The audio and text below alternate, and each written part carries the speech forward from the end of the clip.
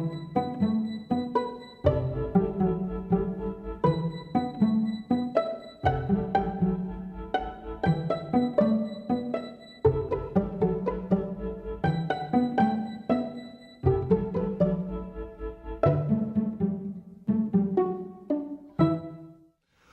ne soupçonnons guère, sinon de manière abstraite ou imaginative, la profondeur, la proximité, la délicatesse, la douceur, la tendresse de l'amour de Dieu. C'est vrai, nous avons besoin d'exemples concrets pour le comprendre. Je vais donc, pour cette miséricorde, en montrer la profondeur, emprunter une histoire véridique dont j'ai pu rencontrer les auteurs. C'est le récit du père Boquel, ami de Malraux. Le père Boquel était donc ami de Malraux, et je donne comme titre à notre parabole « Un voyage en Palestine ». Le père Boquel était aumônier de la brigade Alsace-Lorraine, de la brigade qui, dans le maquis, que Malraux avait fondé dans le maquis des montagnes au nord de Toulouse. Il évoque l'histoire d'un de ses compagnons, un prêtre qui a quitté le sacerdoce, comme on dit. Et voici ce qu'écrit le père Boquel. « Je reçus un jour la visite d'une jeune fille, désireuse de préparer son mariage. Son nom me fit sursauter. Je lui demandai, mais votre père n'a-t-il pas été préfet au moment de la libération ? C'était bien la fille de mon vieil ami Jean. Je connus Jean pendant mes années d'études à Paris.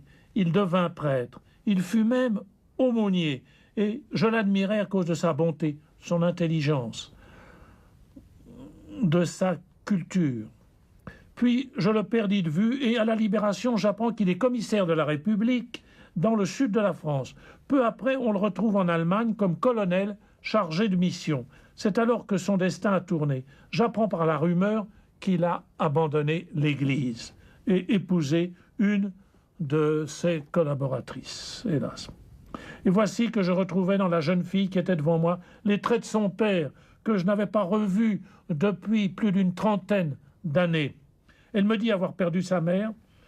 Son mariage me fut l'occasion de retrouver mon vieil ami, Jean.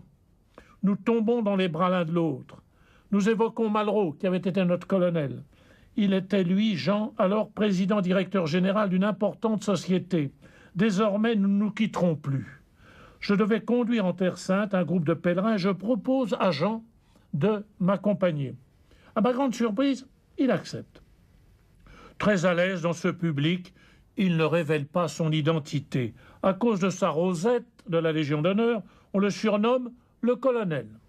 Un soir, nous célébrons l'Eucharistie à Nazareth, dans la communauté des petites sœurs de Foucault, les petites sœurs de Jésus, la même où vivait Charles de Foucault, où il avait vécu.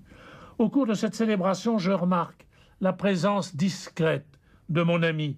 Son visage est inondé de larmes.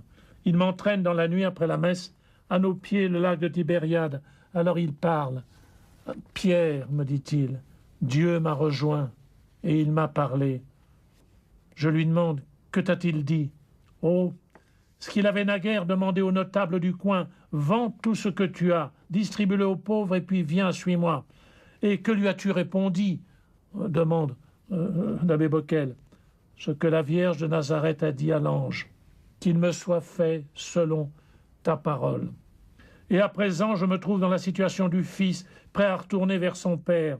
Alors demande l'abbé Boquel, que vas-tu faire ? Parce que le Seigneur m'a demandé de faire. Vendre mes biens et les distribuer, c'est logique, non ? Certes, mais pour devenir quoi ensuite ? N'importe quoi, m'engager dans n'importe quel service gratuit, je me proposerai à l'Église. Mais penses-tu qu'elle voudra encore de moi ? Demande Jean. Je veux dire, de mon sacerdoce. L'abbé Boquel répond, j'en doute un peu, tu sais. Car l'Église est méfiante à l'endroit des prêtres qui ont abandonné. Alors Jean répond, mais je n'ai jamais demandé à être réduit à l'état laïque. Je me moquais bien alors de ces dispositions juridiques. Elles avaient cessé de m'atteindre. Et puis, il y en a tant qui partent pour un qui demande à rentrer. Peut-être, répond l'abbé Boquel, un peu perturbé. On verra.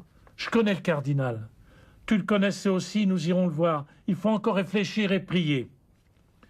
Personne, continue le père Boquel, ne s'était douté de l'événement. Pourtant, la suite du voyage, du pèlerinage en fut marquée. Un air de grâce a traversé l'atmosphère. Et au dernier soir de notre séjour en Terre Sainte, un aimable confrère me confiait « Oh, je ne serais pas étonné d'apprendre l'entrée du colonel au séminaire. » J'ai souri, dit l'abbé Boquel. Émerveillement et gratitude. Chaque fois désormais que je rencontre mon ami Jean dans son église d'une grande ville dont il est devenu le modeste vicaire, prêtre, docteur en philosophie, animateur de jeunesse, soldat clandestin, chef de guerre, préfet, administrateur, économiste, PDG, époux, père de famille, grand-père, et puis, de nouveau, prêtre. Mais désormais, à la dimension d'une aventure humaine, convertie à Nazareth à la plus fabuleuse des aventures spirituelles, conclut le père Boquel, un destin conduit par ce qu'on appellerait l'humour du sort, si on ne savait pas signer de la tendresse de Dieu.